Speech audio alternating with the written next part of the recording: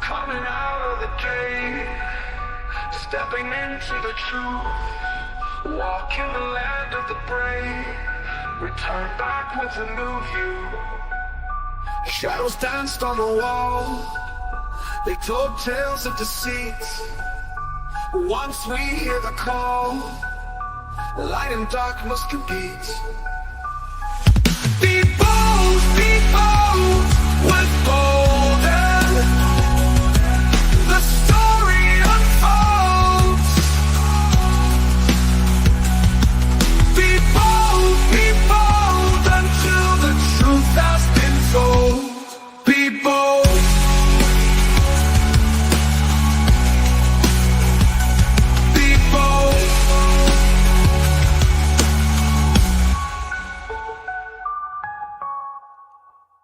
What's going on, bold critical thinkers? Let's turn up that microphone. There we go. What's going on, bold critical thinkers? Greg Bolden here from America Emboldened. Be bold with Bolden. It's Wednesday evening, so I am live. As always, you can feel free to leave your comments in the comment section, either off to that side or that side, depending where you're at. And you can see that pop right up on the screen, starting that conversation as we go. Tonight's topic is going to be talking about a bunch of different stuff, but largely it'll be choiced by you. And we will also get into some thoughts that I have on my mind, watching these protests, watching social media, seeing the way that things are going. Let's start off with a show that I did about a month ago. I've never heard of this guy. Adam Swart was on our show. It was interview night on a Thursday with Chris Michaels and myself. And he's from a group called Crowds on Demand. Now, if you're not familiar with Crowds on Demand, this guy came onto the show and I challenged him. I said, do you really think that the work that you're doing is worthwhile? But he pays people to protest. And he's been doing this for many, many years. So I'm going to pull up a little bit of that so you can find it as we go tonight. We'll check that out because I'm curious whether or not we're seeing organic protest or if we're seeing paid groups. And my mind and money is telling me we are seeing for sure everything getting manufactured.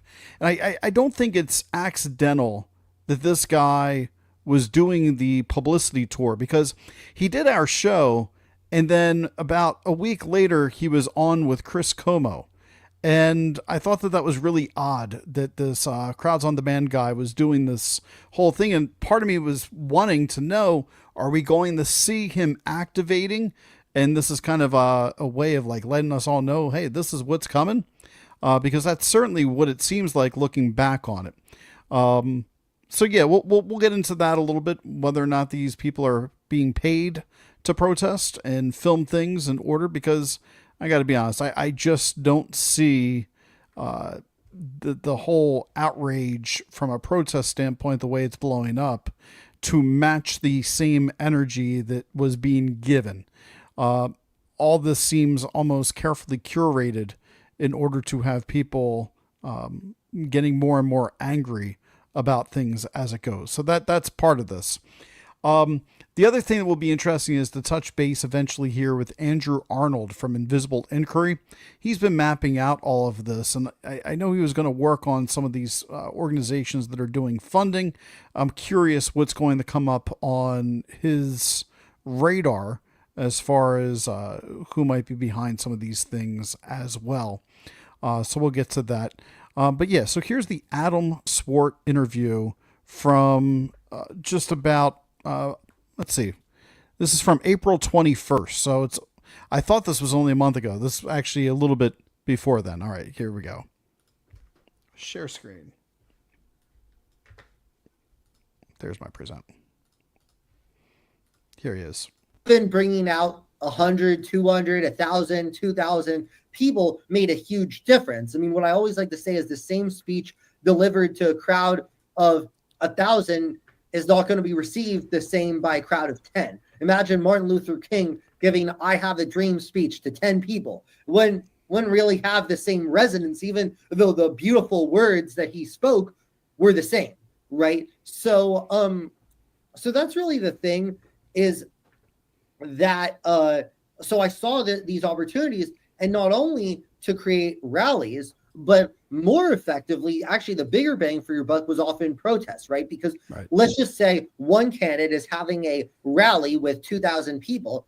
I could put 10 to 20 protesters outside, and the media is going to cover it as he says this, the protesters says that.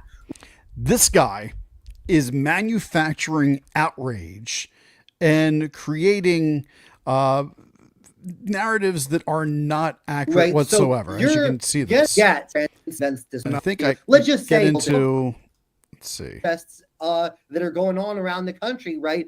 Women are way outnumbering men at these things. So just advice for your single male listeners, perhaps. But we're going to get the Crowds on Demand Tinder next. It's going to be yeah. So I guess what I was saying, guys, is that basically everyone has an incentive. I mean, unions, right? Unions are well known for this. They tell people, okay, your job is to work as unions, political parties. This guy came onto the show and basically admitted that they are deceiving the public. And I brought up this point that in the state of Delaware, there was some gun control laws that got pushed through by Moms Demand Action, and they bust people in. And I said to Adam, I said, did you bust those individuals in? Was that part of what you were doing? And he wouldn't talk about that. He didn't want to talk about where his funding came from. I think this guy is everything wrong with America. And the problem is there's likely other companies, not just his, when we talk about, having crowds that get organized and get paid to do this type of work. So that's all interesting. So I'm curious. We're going to see these No Kings events coming up on June 14th. I've been going to a lot of the protests to cover it here locally, and it's the same group doing the No Kings that was doing all the others. I'm curious if the Beverly Hills-based company Crowds on Demand is going to do some PR stunts for this as well. Be very, very interesting. Now, there is some other YouTube videos, people making these connections already. You can type in CEO of Crowds on Demand reveals the shocking truth about LA riot funding. Multiple people are putting that up, so that will be interesting. But yeah, Indivisible, 50/50, One, they're all behind all of this stuff at this point in time. And just so you know, in 2018, there was a lawsuit that Crowds on Demand alleged extortion through a paid protest that targeted a Czech investor. So already we can say this guy's got questionable ethics just from there. There wasn't direct evidence tying the company to the specific events.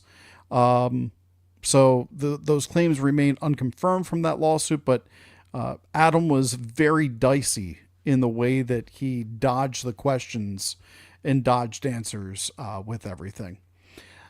So, in your city, how's the peaceful protest going at this point in time? Mostly peaceful protest. We're doing that again, right? Summer of Love 2.0. It's all mostly peaceful. If you listen to Monday's show, I was very concerned about the Marines coming in. They seem to have a defined role now. They're running kind of just border security. They're not actively involved. They're surrounding ICE agents and federal agents and making sure they can do their job. That seems to be their role. I'm also a little concerned at the trigger happiness of some of those at the protest in the police. I'm not trying to be overly critical, but when reporters that are marked well as reporters are getting shot with rubber pellets, when a person trying to go home and trying to explain, hey, I live here, gets shot, point blank range, that's a problem too. I don't have all the answers. I'm not there. I don't Monday morning quarterback. Maybe there was a bullhorn telling this person you can't come back to the place of residence right now. I don't know. I'm not sure quite how that worked, but that's pretty interesting. Now, There's this new video that just came out of Seattle. Seattle is doing this again.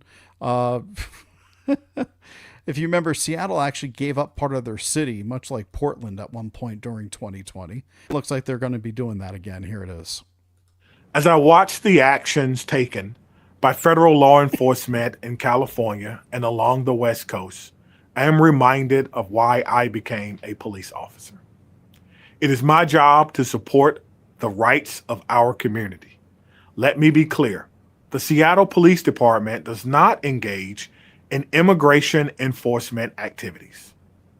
We do not inquire into or collect information about an individual's immigration or citizenship status unless it is directly connected to a state or local criminal investigation. This is, of course, the sole responsibility of the federal government. My responsibility is the safety and security of the people of Seattle. We adhere to Washington state law, which limits our involvement with federal immigration authorities for enforcement purposes. Here in Seattle, no one should be afraid of contacting local law enforcement to report a crime, ask for help, or cooperate with an investigation. Our officers are here to serve everyone regardless of their immigration status. All right, so they're there to basically protect you from everybody except people who came here illegally. Then, we don't know unless they're actively breaking the law, unless they're actively, holding you at gunpoint or something. We're not going to get involved. And yes, that is absolutely correct, Joe. We're going to be talking about that in a few moments too. And those rubber bullets aren't pellets. They are 9mm rounds and probably have a steel center. And you shouldn't be shooting people in the face with those. Yeah, the reporter took it right to the back of her leg. Matter of fact, I might as well play that footage. Channel 9, let's see, Channel 9 Australian reporter shot. I'm sure it'll pop up if I type that. Yep, here it is. All right. So here's the footage. A little slow getting the video up tonight. The LAPD moving in on horseback, firing rubber bullets at protesters, moving them on through the heart of LA. You just shut the fuck up. You okay?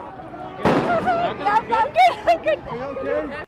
So, I mean, you can see here, I'm not quite sure what he's looking at and why he fired, but bam, right to the back of the calf there, left calf.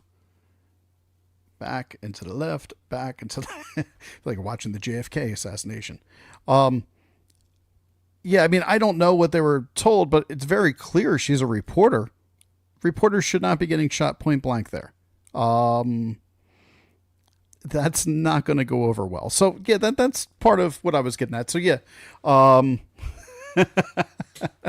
only you, Joe, only you.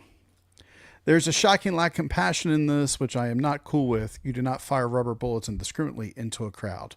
Yeah, I mean, gun safety 101, right? She got in the way. If she stayed in the direction of the bad guys, she gets what she deserves for not getting the hell out of the way. Come on. This comment down here. Yeah. I'd like to see MAGA Patriot TGM Terry. I'd like to see you go out and cover news and then see how brave you are to get the story the right way. You shouldn't be getting shot. And who are these bad guys that she was in the way of? I mean, come on. Firearm safety rule 101. Always know what's behind your target, what's in front, what is going to get destroyed when you pull. That is not wise whatsoever what they just did there. All right, so that was the first one. Now, there's another video, and this one might be a little bit harder for me to find. This person was shot while trying to get back to their home yesterday in L.A. I think it was L.A. Let me see if I can find this. Shot coming home. Nope. Can't. Yep, here it is. I got to see if I can find this video, but I have a screenshot of it right here. Share screen. So the video is actually pretty heartbreaking because it's like a younger girl, and she's clearly not protesting in the video. She's trying to get back to her apartment, which is right behind there on 3rd Street. And this guy's here and from about, we'll call that 15 feet away, open fire directly on her. So that was pretty sad too. So yeah, again, I'm not trying to second guess what's going through people's, heads in that moment.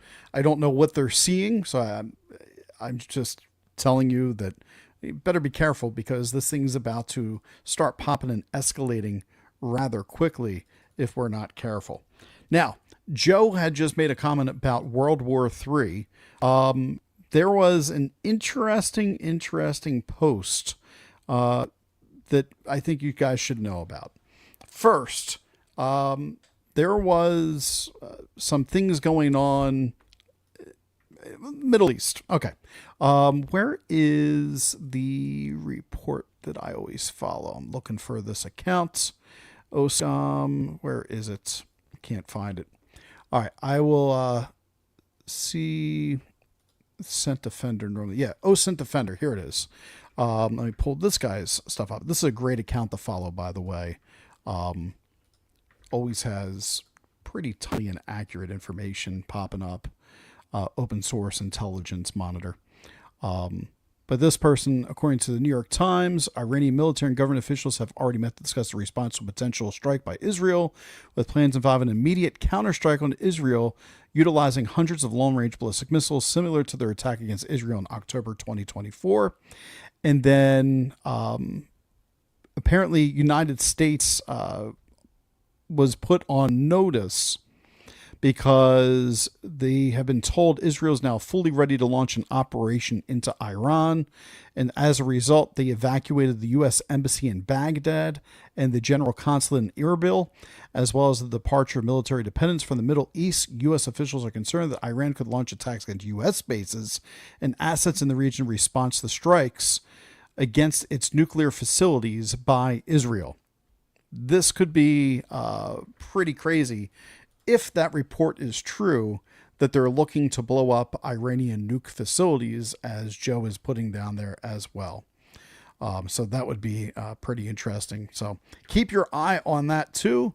That's not good news whatsoever.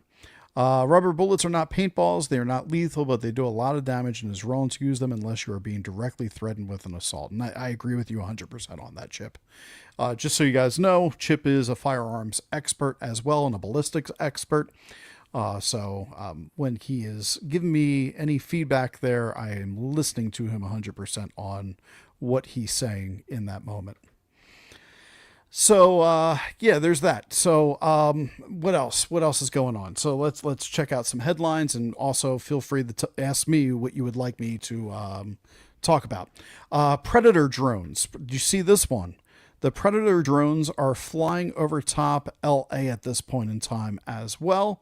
They're using an MQ-9 Reaper.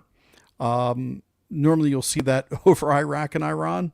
But they are now militarizing surveillance as well. And I've been trying to warn you guys about where this is all going to eventually go, and that's Palantir. What's in this big, beautiful bill has this massive surveillance plan. And I don't know that there's any way to really, truly kind of get this out. Rick Jensen, who does the show at WDEL from 10 a.m. to 2 p.m. each day, a friend of mine, he actually sent me an article tonight, and it was from 2011, documenting Palantir at the time had about $8 million, $8 billion in value. And it says unlocking secrets, if not its own value. This was published 2014 in the New York Times. In that article, it talks about the Gotham software that I spoke about last week on the show. But I've started looking into this more since this article. So tonight, after he sent this to me, I wanted to dig in just a little bit more. Peter Thiel, who co-founded Palantir, is a he specializes in data analytics. And so he helped fund PayPal with Elon Musk as well, was really vital in the data collection in order to make things work. Anyway, he and his company Palantir, they take huge data sets and they look for patterns in order to figure out security threats. And in 2014, they were valued at $9 billion, which in 2014 made them one of the top tech companies in the world. They were private. They had no plans in offering an IPO in 2014 when that article in the New York Times came out. There are two products. I told you about Gotham, but they also have one called Metropolis, used for counterterrorism.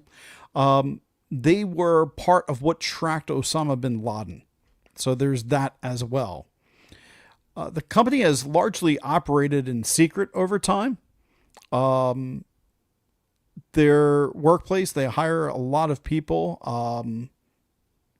That's kind of like the top talent in the surveillance industries. And I guess my point is, with these protests going on now and the bill getting passed and the permission being given to Palantir to begin taking this Gotham software, all this information now is going to give a detailed profile of each user, each individual. I'm not sure if you caught this, but at Apple's release yesterday of, I guess, iOS 26, 28, the liquid glass, whatever it may be, hidden in there was something that was pretty interesting. I was kind of shocked to see this. So let me type Apple ID. You know, it's interesting how this stuff always seems to show up. You can't get away from the state influences on everything. Apple Digital ID. So you've heard this conversation about Real ID. Right there on your Apple smartphone, this is going to be part of it. You'll have a digital ID that will link in to your passport for your identity verification. Let's just quickly explain. Your cell phone has a treasure trove of data points that your mind cannot even begin to process. For example, if you wear an Apple Watch, you got biometrics that are being collected on the phone in the health app, whether you like it or not. Samsung, their wearables have it as well. All that information can now be taken by a company like Palantir in order to get your health data, link it directly to digital ID. Eventually, I think, we're already seeing the car industry. I did a show on this about a year and a half ago. Insurance industries are already monitoring you through Ford and a couple other companies and raising your rates. My Tesla, actually, you can get Tesla insurance. I refuse to do so. But Tesla, if you get a warning that you're not driving your lane perfectly, it monitors your speed and it charges you more on the months that you're driving unsafe, and you can lower your rate if you drive safer. Big Brother's watching. Well, Palantir with Apple and all this stuff, my point is they're going to have the ability to really start watching very carefully. Now, the people that say, I got nothing to worry about. I heard Rob Harper on After Dark after we got off air. And I would respectfully disagree with Rob on you have nothing to worry about, so therefore they can go ahead and do this because it's for the greater good. I don't think so. This could be the end of due process. Normally you would need warrants, you need judicial oversights. It could constitute an unreasonable search, violating the Fourth Amendment. See, you can either be for the Constitution or you can be for the Constitution when it's convenient for you. Yeah, burner phones from now. You're right, Joe. I'm not even sure burner phones would work at this point in time. Everything's so tied. You got to get one of those Boost Mobile flip phones or something to see if you can get the old Nokias to work, the fish phone. The First Amendment. Could they map your associations? I actually think they're already doing this. The reason I say that is in the spirit that I'm in, and this goes to how I'm probably going to wrap up tonight's show. It's not going to be a long one tonight. It goes into kind of where my thoughts are. There's been times where I get phone calls or contacts from people, and they know people that I'm associated with, and they shouldn't. The only way that I can imagine that's happening is if already my socials like X and my podcast and my phone and stuff is digitally somewhere there's data entry points. I've talked to somebody over the weekend and we both agreed that it's gotten to the point where I can simply think about things and I start seeing the advertisements. It's no more I have to say everything. I think that that's very important as well. You have to sign an agreement. Did you read it? For your cell phones, yeah, but I'm curious. Type in more specifically what agreement you're asking for. That's a whole other issue because you really... I talked to Paul Engel about this 2.5 years ago, that the language that you have as far as these agreements nowadays, you either comply or you don't use modern technology. It's one or the other. Like no one's actually reading the cell phone process. No one's reading the gaming things that these companies like EA and all these other companies do before you can play other games. Call of Duty does this as well. No one sets, they hold down on the stick, they scroll through it, and they go and they sign their rights away. You're absolutely correct. Absolutely. But the problem is when government is given Palantir this ability on a government level, when it's our tax dollars, we should still get our guaranteed constitutional rights.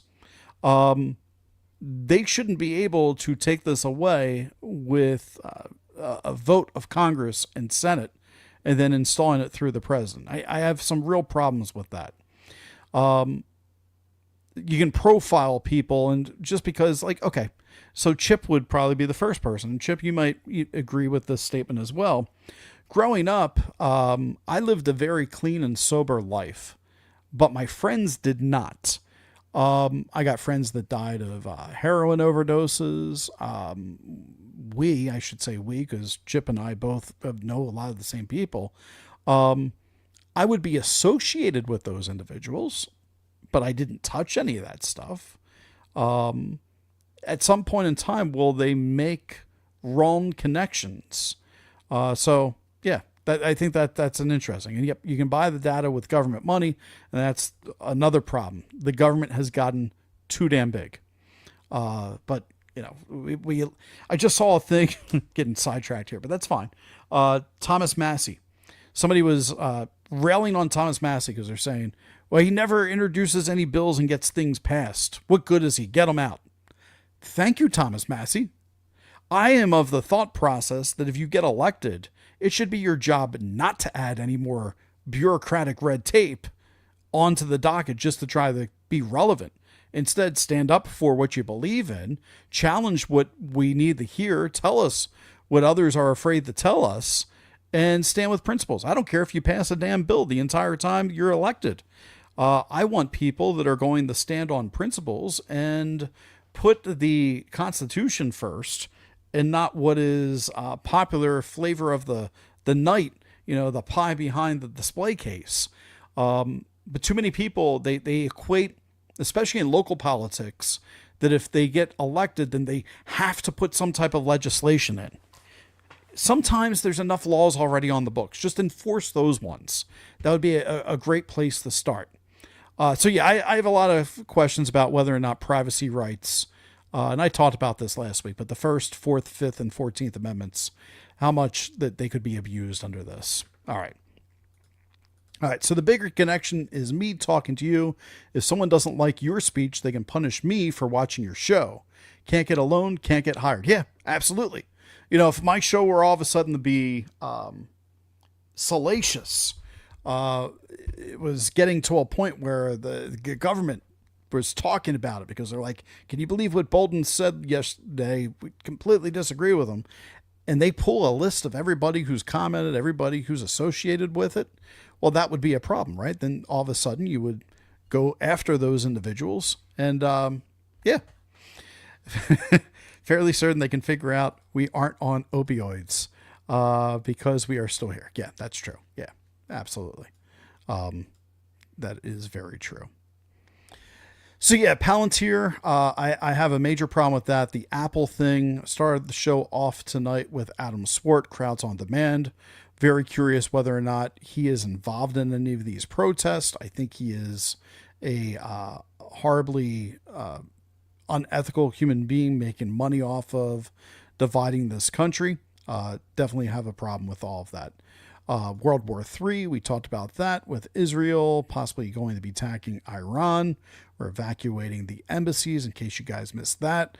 Also, let's not forget that Russia fired major barrage of missiles yesterday into Kyiv.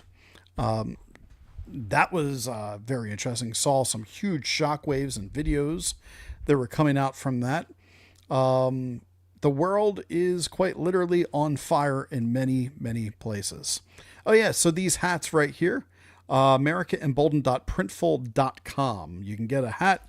You can get shirts like this one, the Be Bold shirt. So yeah, America Emboldened. I'll type it in. That way you guys can see it. It's good. I'm really happy with the quality of them. My first run that I did, I've worked out some kinks on there. But yeah, we got the Be Bold hat. We got the hoodie, different types, the trucker hat versus the Adidas hat. I really like the bold baggy fit in the military green. I don't have that next to me right now. That's a really sharp one, but I got multiple colors. Lots of things you can check out. We got the t-shirts.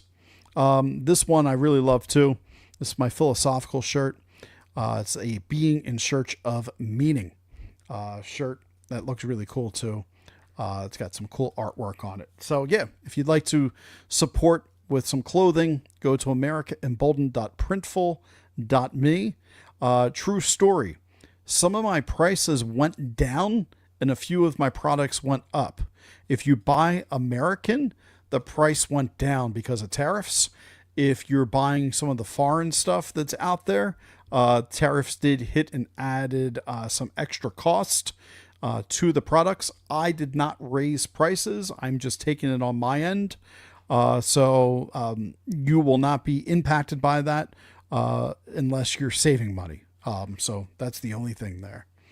Also, I really wish that the government had put guardrails in place that would have prevented the losses we experienced because of opioids. Yeah, well, we knew that doctors were overprescribing these things. I mean, that's the other thing. Like, you can map out all this stuff for years with I2 software with the FBI, but they couldn't figure out which doctors were literally killing their patients with opioids. Come on now.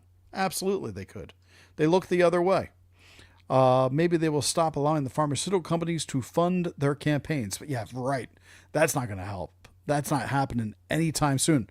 Oh, that was another big story that I had. Holy crap. Chip, I'm so glad you brought up the pharmaceutical companies. Joe, you'll like this news. We might be on the cusp of something major changing in the health movement right now because Robert Malone, Dr. Malone, who made a name for himself on the Joe Rogan show, talking about his work in mRNA vaccine statuses and stuff. Well, if you haven't seen this news a few hours ago, let me break it to you. Thank you for the honor of serving my country in this way, Secretary Kennedy. I do my best to serve with unbiased objectivity and rigor. That's because he has named him to the ACIP as one of the 8 new members. So after firing the 17 people on the Advisory Committee for Immunization Practices, Dr. Malone is going to be there. You got Dr. Hibbelin, you got Dr. Koldorf, you got Restev Levy, you got Robert Malone, Cody Meissner, James Pagano, and Dr. Vicky Pebsworth, Dr. Michael Ross. I got to dig into a lot of these others, but let's just do a quick grok search here. Who was the disinformation dozen? And I pull this up because I'm curious if how many of these doctors were part of the disinformation dozen from Center for Countering Digital Hate, anti-vaccine. So is Dr. So Joseph Mercola, Bobby Kennedy, Bollinger, no, Tenpenny, Rizlam, Rashid, I remember Rashid, Aaron Elizabeth, Sire, Kelly, Christine, Ben Tapper, Kevin Jenkins. So Robert Malone was not part of the disinformation dozen or misinformation dozen. For some reason, I feel like he was on there, but I guess it was the Joe Rogan show he got censored. So let's Robert Malone censored Joe Rogan. See what comes up here. I feel like I remember this. By the way, if you're Googling something in 2025, you're doing it wrong. The claim that Robert Malone was responsible for censoring Joe Rogan is not supported by available evidence. Instead, the situation appears to involve action taken by social media platforms against Robert Malone and content related to his appearance. Well, yeah, that's why I was getting that. Censorship actions. Twitter banned on December 30th, one day before Rogan interview was released. Malone's Twitter account was permanently suspended for violating the platform's COVID-19 misinformation policies. There it is. YouTube removed videos of the Joe Rogan interview with Malone, uploaded third-party citing violation of community guidelines related to COVID-19. Well, I went to the party. That's why I lost my channel early on for the network. Glad this show, at least, because we don't get into a lot of that stuff that's still there. Malone also had claims of censorship. No evidence Malone censored. Yeah, I wasn't meaning that he censored Rogan, but yeah, I love the fact we can use AI now and remember the past. Now, you do have to be careful. Sometimes it hallucinates and will give you inaccurate information, but I found that to be pretty accurate. Anything else you guys want me to cover before I do my rap tonight? So I do have, excuse me, I'm so tired. It's been a long week. Today was my last week of school. Well, last day of school with students. I got 2 days left. So tomorrow and Friday. And then we are off for the summer. Woohoo. Going on vacation for a little bit. Going to have a good time. But yeah, if there's anything else you guys want me to cover tonight, let me know. Otherwise, I'm moving into my final segment. And this is a segment you're going to want to pay attention to. Oh, see, I'm forgetting another thing that was really super cool. For those of you that don't know, I got these guitars behind me that, you know, I sit there and I'll play guitar and record stuff. And so I actually wrote a song to the movie Why Can't We Talk About This? And it's pretty simple. I kind of went with like this Blink-182, like...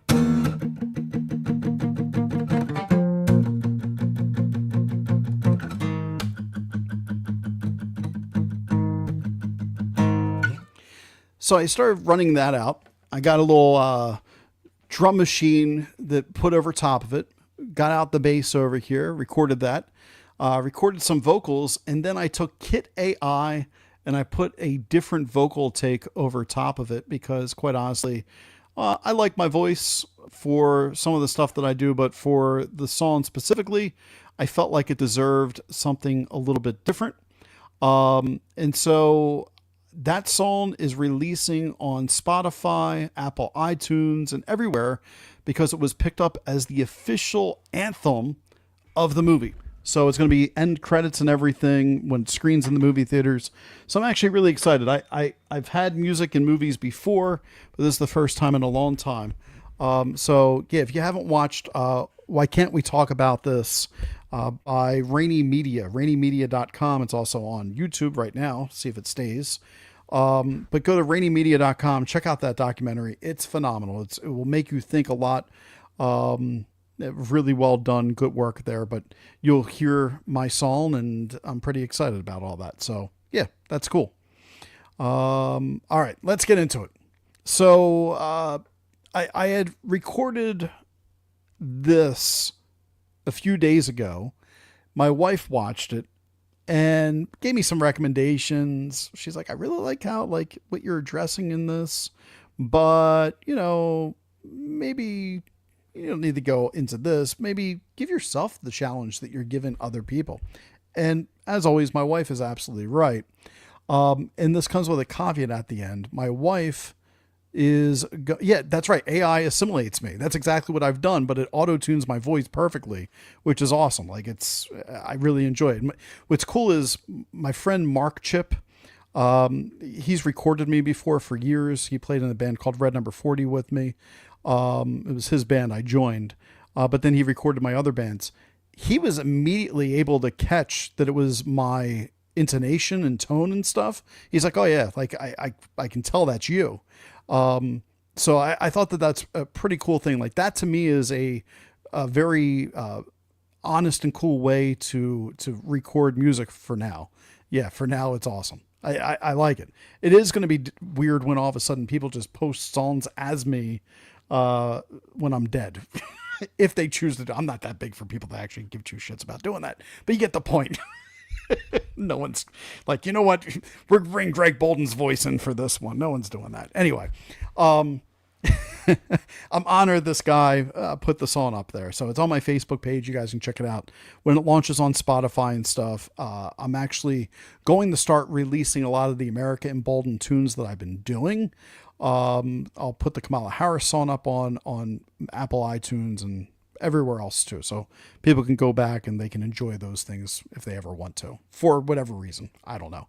And I actually wrote a song today, picked up the pen, paper, picked up a guitar. It's very personal. It has nothing to do with entertainment for the show, but I feel like I'm getting a little bit back in the music and stuff. My old drummer is getting married at the end of June. So hopefully after he gets hitched and does what he does, maybe we can get together and record some stuff, get some real drums on some of these tracks. That would be awesome. Anyway, this is the part where I tell you guys, it's the end of the school year. I've reached another milestone in podcasting.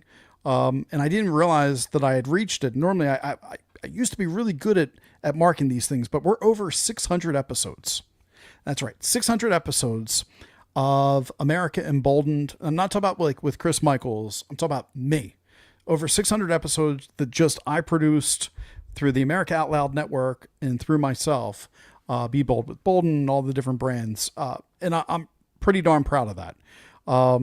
Been probably close to 200 to 250 interviews. I don't even know how many. I should probably log this stuff a lot better. There's been countless hours that you guys could listen to. And the thing that's really struck me as a musician that played in bands, and I think my largest show I probably ever played was in front of a couple thousand people. And like that felt amazing. But my favorite show that I ever played, I think was what was the place called? The Trocadero. And we were upstairs and we opened for the Brain Surgeons, which was the drummer from Don't Fear the Reaper, cowbell dude. Anyway, we opened for them and the room was packed. We sold the place out. It was awesome. And that was just like great energy. But like this podcast, according to statistics, we're over 1 million listens.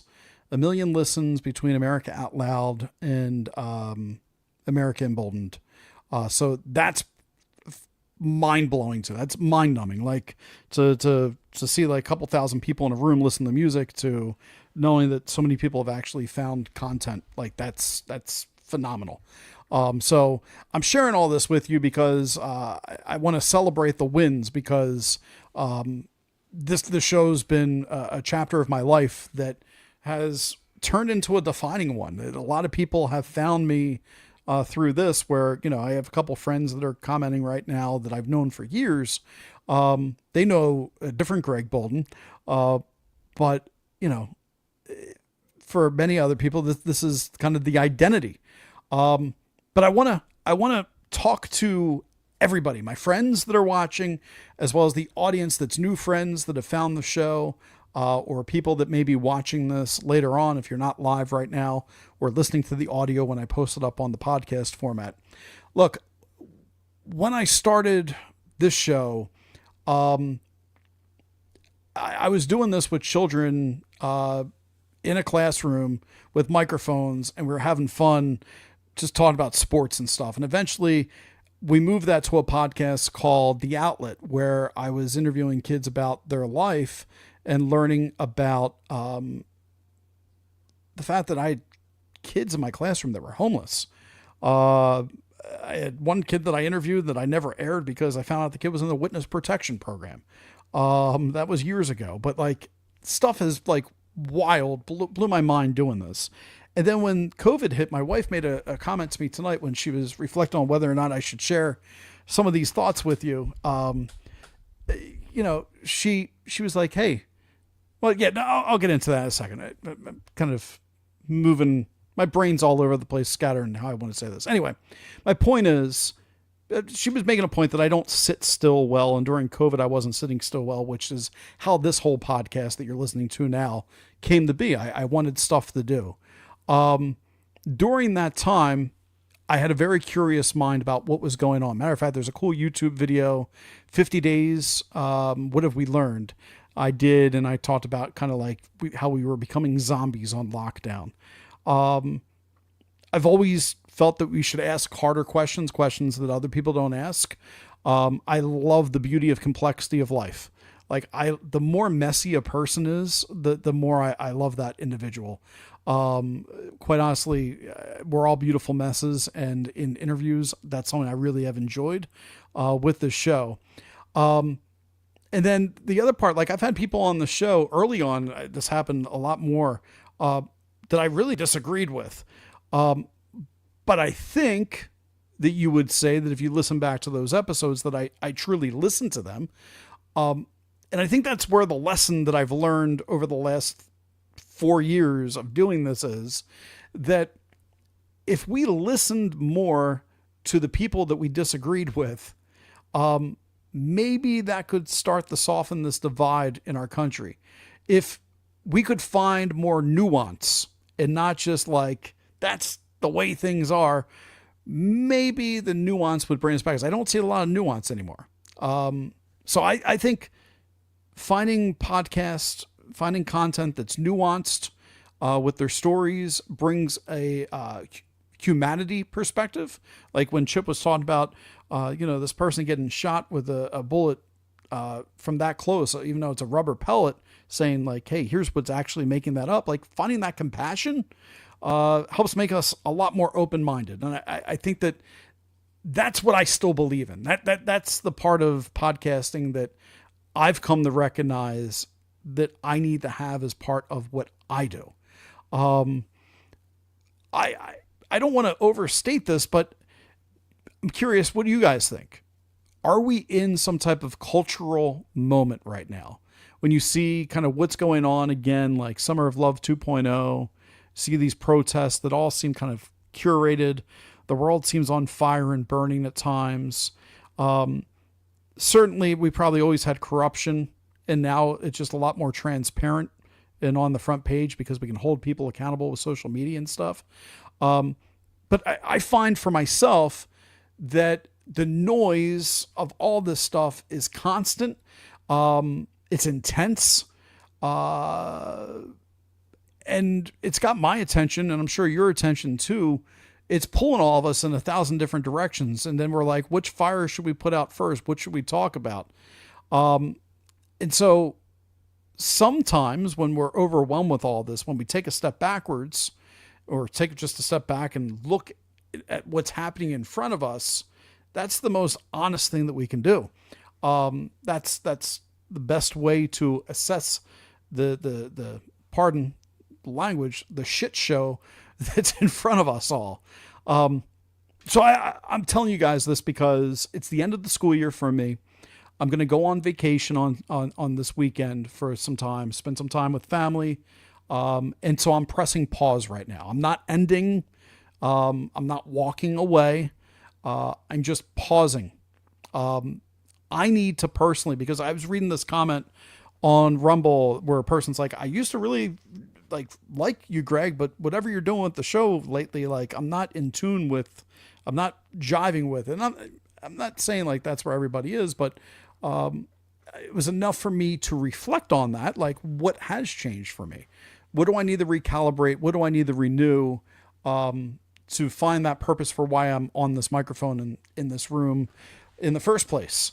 So I think that this is just a good chance to look back, with a renewed intention for what I want to do in the future and how I want to do anything in the future. So over the coming weeks, I'm going to highlight and repost some shows, and some of them are going to be audio only because I didn't always do video. I used to just record the audio, and I got hundreds of shows just audio. But maybe I'll put like a little avatar that like moves, and I'll keep you entertained somehow if you want to watch these instead. I'm going to find the most meaningful episodes to me and the ones that challenged me the most when I did them. And I'll probably cringe because some of these I may not have been on the top of my game as well as what I could probably do in an interview nowadays because it's early on. And maybe I'll listen and be like, I really nailed that. I don't know. But I'm challenging myself to revisit the conversations that made me uncomfortable. And I want to invite you all to do the same. Not just the ones that I post, but like find something that I've done that is uncomfortable for you, or find a podcast that you wouldn't normally listen to find out like, hey, what is it about that? Because I think, and this was my title for tonight's show, Discomfort is a Signal. When we are, and I teach this to my students in the classroom, when we're outside of our concentric bubble of, this is my comfort zone, when we step just slightly outside of that, that's rare in this world, but it's necessary for our growth. It's really necessary to do this. So this pause is just about, I want to create some space for myself.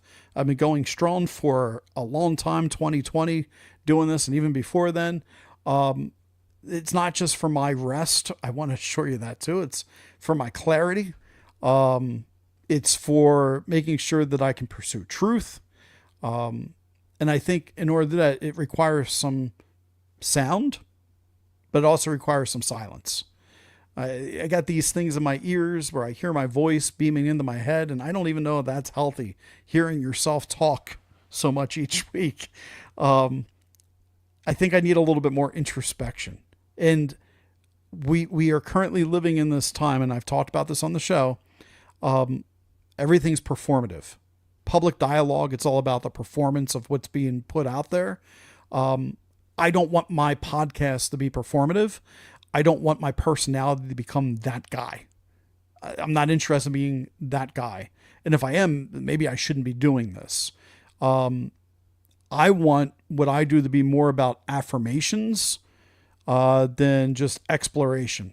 I want to find things that are going to feed people in meaningful ways, content of ways to think about things that are not just to choose a side, but to find some understanding about the sides. Because that's what America Emboldened was actually supposed to be about at the beginning when I created a mission statement. It was, can the left and the right actually talk to one another? Like, what causes this divide? And then at some point in time, I got out of that. And that's okay. I forgive myself for doing that. I've evolved. So yeah, all this started out of curiosity. And if that returns the curiosity that I had early on, I'm just letting you know that there'll be a renewed commitment to spirit, so to speak. That's, I think, so, what you can expect. So while I take my vacation and I'm away from live shows, I'm also going to unplug from social media a bit. So I'm not going to be reading about how the world's burning down, because quite honestly, I want my cortisol levels and stuff to reset and not be researching every single story. So I'm going to allow myself to read some books that have nothing to do with politics, have nothing to do with some of the things that I normally do, and relax and enjoy. While I'm doing that, you can expect that I'm going to rebroadcast some of my favorite episodes that stirred some discomfort. I might, when I plan these things out, maybe there'll be some reflections on why those episodes still matter. Maybe now more than ever. Like maybe it's more prescient now than it was when it aired the first time. And then when I'm ready, I'll slowly get back into the social media thing when I get back from vacation. And I'll let you guys know what this journey is going to be next. When I do come back onto a microphone, after vacation and figuring out the plan, I have a special guest for everybody. I get to say it. So once I say it, it has to happen. I've been wanting to do this for a long time. My wife has agreed to come on and do a podcast with me when I come back from this pause. That is going to be worth the price of admission. Like that, the admission ticket should be priceless for my wife because her perspective is phenomenal on stuff. And I always told her you should have your own show. So yeah, anyway, what I'm telling you guys is, when you notice that I'm absent, the pause, isn't just about the absence. It's about my intentions. I want to thank all of you guys, for every single listener that's part of this journey, whether it's friends that I've known for years, whether it's people that tuned in on the America Out Loud network and have followed me from the very beginning, or people that just found me here tonight. I'm glad that you're here. You've helped make the long nights, the questions, and the quiet moments of doubt when I'm wondering, am I reaching people? You've made it all worth it. So I really do appreciate it. And I hope that you're going to stick around when I figure out what this next chapter is going to look and sound like. Not out of what is going to be constant output from me, but from a deeper listening from me to make sure that it's meaningful. So this microphone's about to go quiet here, but the conversations, they're far from over. So make sure you're tuning in to some of these other stuff and take me up on the challenge tonight to revisit any conversation that challenges you. That's how we stay curious. That's how we keep listening to one another. I truly believe America does not need more people talking at each other. We need more people listening to one another with some open hearts and minds. So off on vacation, I'm about to go. Until next time, whenever that may be, I hope that you guys are emboldened and stay human too. That's really important. Don't lose your humanity in all the insanity that's out there. Much love to you all. Be bold, everybody. Be